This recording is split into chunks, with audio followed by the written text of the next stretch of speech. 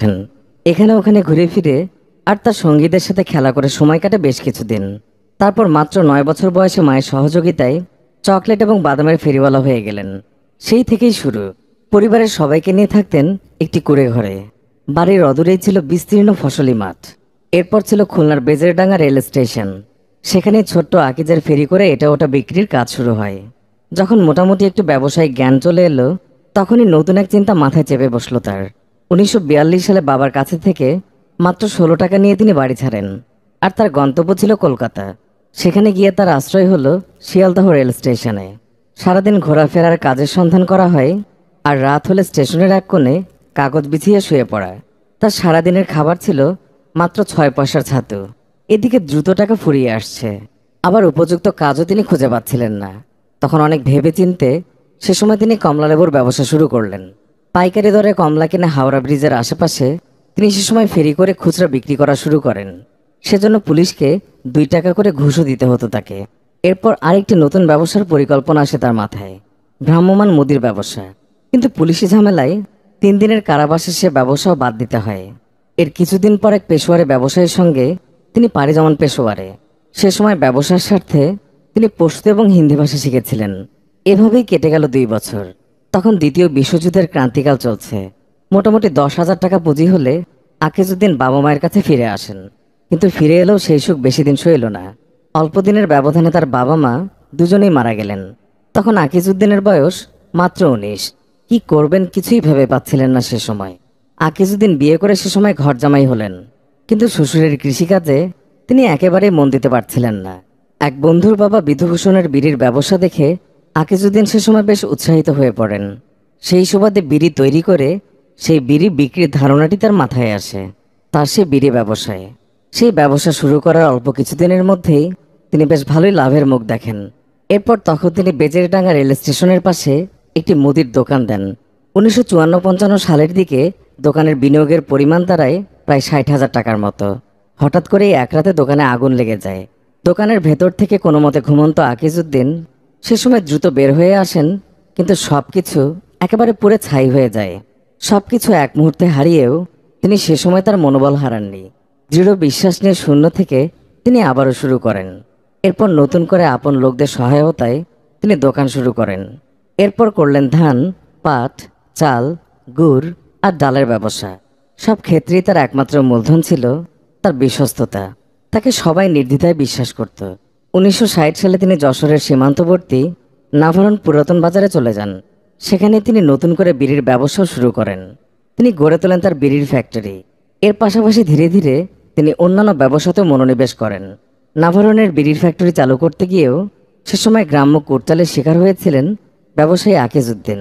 অবশ্যই কূট ষড়যন্ত্রগুলোই আজ তাকে সমাজে স্থান করে দিয়েছে, কেননা তিনি ছিলেন মিষ্টভাষী এবং সদালাপী।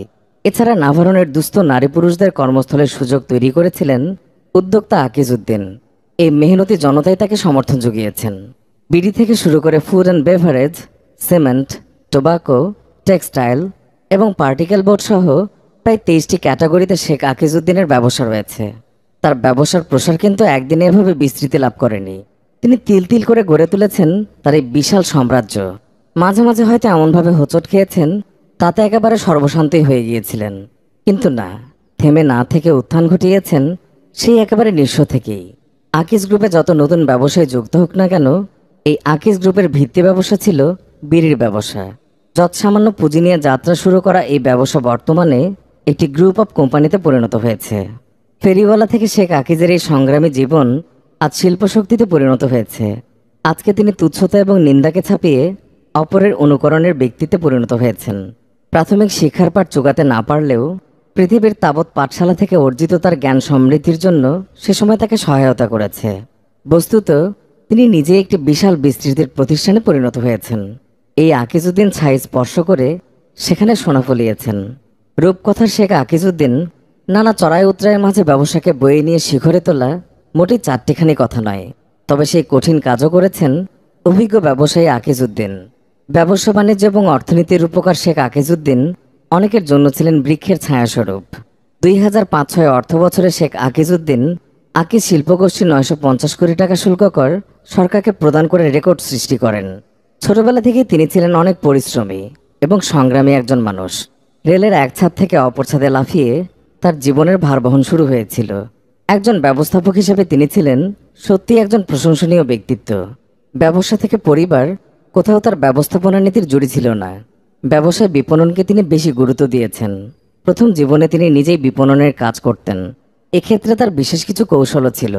প্রাকৃতিক দুর্যোগের সময় দুর্যোগ এলাকায় কোম্পানির পণ্য তখন পৌঁছাতো না, কিন্তু তিনি কর্মকর্তাদেরকে ডেকে বললেন সুযোগটি কাজে লাগাতে হবে। অতিরিক্ত খরচ হলেও সেখানে পণ্য অবশ্যই পৌঁছাতে হবে। তাতে করে সামাজিক দায় মিটবে এবং একই সঙ্গে আকিজ ব্র্যান্ডের পরিচিতিও বাড়বে। এমনকি এককভাবে বিপণন করাও সম্ভব হবে। তিনি প্রথম বাংলাদেশের রেডিওতে পণ্যের বিজ্ঞাপন ব্যবস্থা চালু করলেন। তার গাড়িতে তিনি আকিজ বিড়ির বিজ্ঞাপন সেঁটে দিয়েছিলেন। 80-র দশকে ব্যবসা যশোর কেন্দ্রিক থাকা অবস্থায় তিনি তার ব্যবসার বিপণনের জন্য সে সময় প্রতিনিধি নিয়োগ করেছিলেন। তার আগে তিনি নিজে বিভিন্ন বাজারে একাই বিপণন করেছেন। তার নীতি ছিল মালিক হবে গরিব আর প্রতিষ্ঠান হবে ধনী। এই নীতির ওপর ভিত্তি করে তিনি কোম্পানি থেকে বেতন নিয়েছেন। তার বেতনের চেয়ে অনেক কর্মকর্তার বেতন ছিল অনেক বেশি। তার ব্যবসায়িক মালিকানায় তিনি তার সন্তানদের অংশীদার করেছেন, এমনকি তার নিজের অংশ কম রেখেছেন। তিনি তার ব্যবসায়িক সাম্রাজ্যের গোড়াপতনে যেমন ছিলেন উদ্ভাবনী গুণে অনন্য, তেমনি 3 জন স্ত্রীর সংসারে ছিলেন ভীষণ দৃঢ়চেতা। সন্তান লালন পালনের ক্ষেত্রে তার ব্যবসায়িক ব্যস্ততা কখনোই বাধা হয়ে দাঁড়ায়নি। বিত্ত বৈভবের মধ্যে থেকেও তার সন্তানরা লেখাপড়া শিখেছেন। এর পাশাপাশি সবাই সাদামাটা জীবন পার করেছেন। ব্যবসা টিকিয়ে রাখতে যে সন্তানকে যেই জায়গায় উপযুক্ত মনে করেছেন সেখানেই তিনি কাজে লাগিয়েছেন। 2006 সালে মারা যাওয়ার পর আজও এই বিশাল ব্যবসায়িক সাম্রাজ্যের কোনো অধঃপতন একেবারেই লক্ষ্য করা যায়নি, বরং তার সন্তানদের দক্ষ ভূমিকায় ব্যবসায়ীটি নিয়মিত ধারায় সামনের দিকে এগিয়ে চলছে।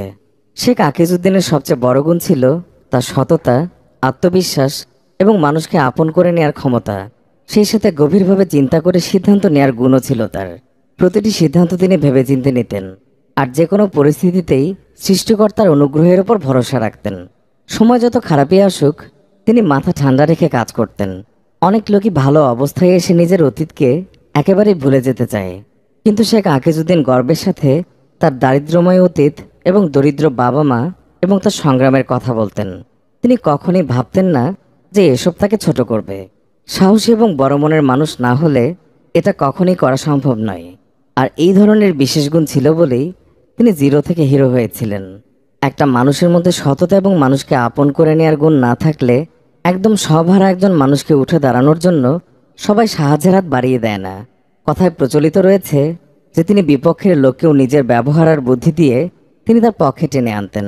দেশের সবচেয়ে বড় একজন ধনী ব্যক্তি হয়েও তার মাঝে কোনোদিনই কোনো অহংকারের প্রকাশ লক্ষ্য করা যায়নি।